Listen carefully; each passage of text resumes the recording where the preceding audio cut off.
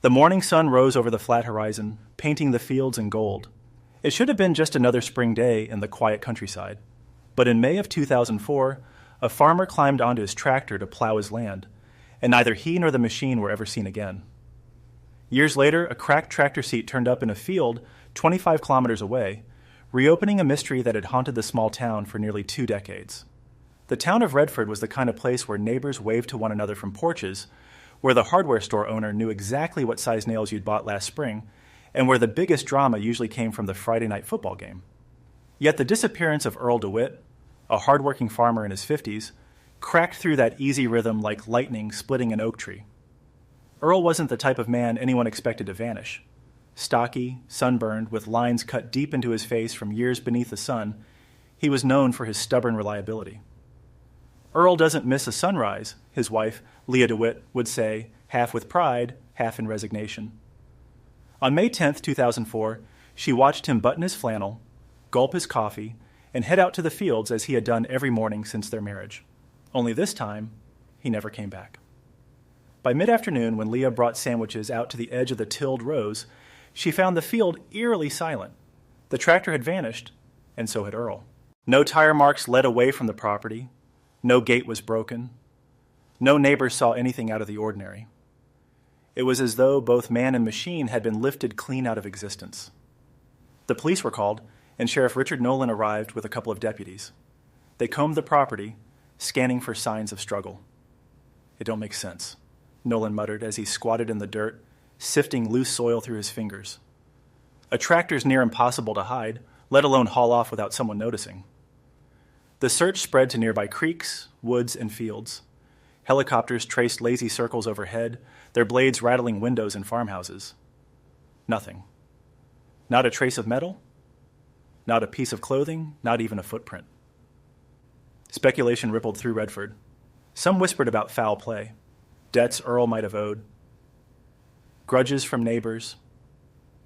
Others leaned toward the uncanny, muttering about lights seen in the sky, or the curse of the old Shawnee burial ground said to run beneath Redford's farmland. Leah stayed on her porch through those long nights, staring out at the black sea of fields, waiting for her husband's headlights to crest the hill. They never did. Years passed. Redford moved on in the way small towns do. Slowly. With long memories. Earl became more story than man, his name spoken in hushed tones at the diner. The man who disappeared with his tractor, they said, as though the two were now bound together in legend. Then came the discovery. It was autumn 2011, and a local hunter named Clara Henson was pushing through tall grass in an abandoned field 25 kilometers away when she stumbled on something odd. Half hidden in weeds stood a cracked and weathered tractor seat, its leather split open like old scars. She snapped a photo with her phone, uneasy with how out of place it looked. When she later showed it to her brother, a mechanic, he squinted and said, "That's from a John Deere 4020. Same model Earl drove." Word spread quickly, and the sheriff's office reopened the file. Nolan, now grayer and slower, stood in that field with deputies, staring down at the seat as though it were a ghost. "How the hell did this get here?" he asked, though no one had an answer. Forensic teams were called in. The seat was weathered, but traces of fabric were recovered from the cracks, fibers that matched a flannel shirt, though too degraded to prove they were Earl's. No other parts of the tractor were found. No frame, no engine, not even a bolt. Just that lonely seat, standing upright in the weeds as though it had grown there. Leah was brought to the site. She stood silently for a long time, her hand trembling as she touched the cracked leather. "That's his," she whispered, her voice barely audible. "I'd know it anywhere. He patched that tear himself."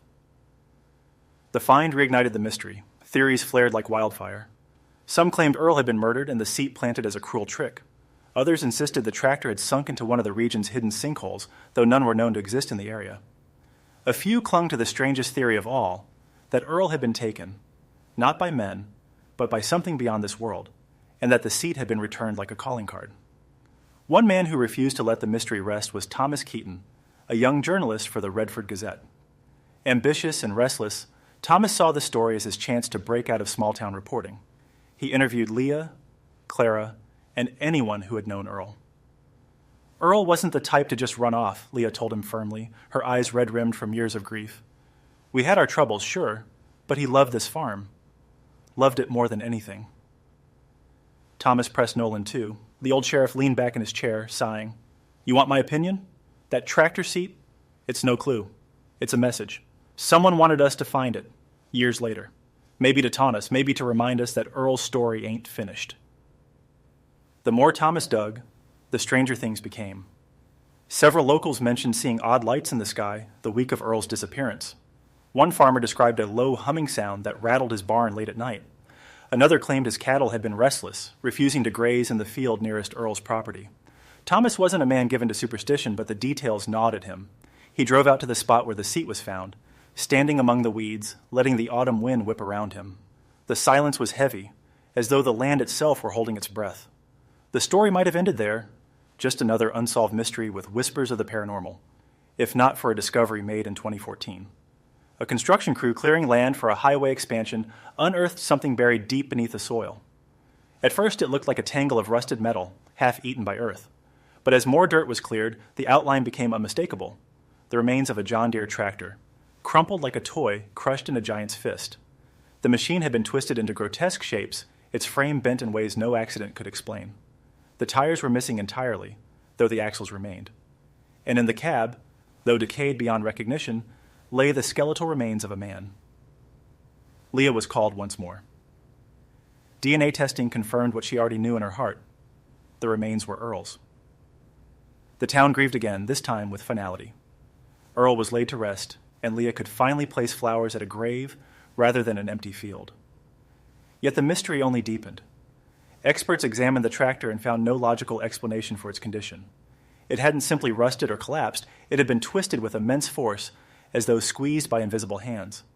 The missing tires, the separated seat, the location miles away, none of it made sense. Thomas wrote the story for the Gazette, his headline stark. Earl DeWitt found, but questions remain. In his article, he posed the questions no one could answer. How had the tractor traveled so far from Earl's field? What had crushed it beyond recognition? And why had only the seat been found years earlier, standing upright as if placed deliberately? Some in Redford believed the mystery was solved. Earl had suffered a tragic accident, the tractor buried by unstable ground, the seat somehow carried off by scavengers or flooding. Others shook their heads, insisting the evidence pointed to something stranger, something not of this earth. Leah never voiced an opinion publicly. At night, though, she would sit on her porch, staring out at the fields where her husband had vanished. Some nights she swore she heard the distant hum of a tractor engine, faint, on the wind. In the end, the mystery of Earl DeWitt became more than a story of one man's disappearance. It became a legend, a tale parents told their children, a ghost story whispered at the diner counter. Redford never forgot the farmer who vanished in broad daylight, nor the cracked tractor seat that reappeared like a fragment of another world.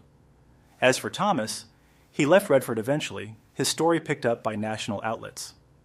But in quiet moments, he would think back to that field, the weeds whispering in the wind, and the way the tractor seat stood waiting for him, like it had been placed there on purpose.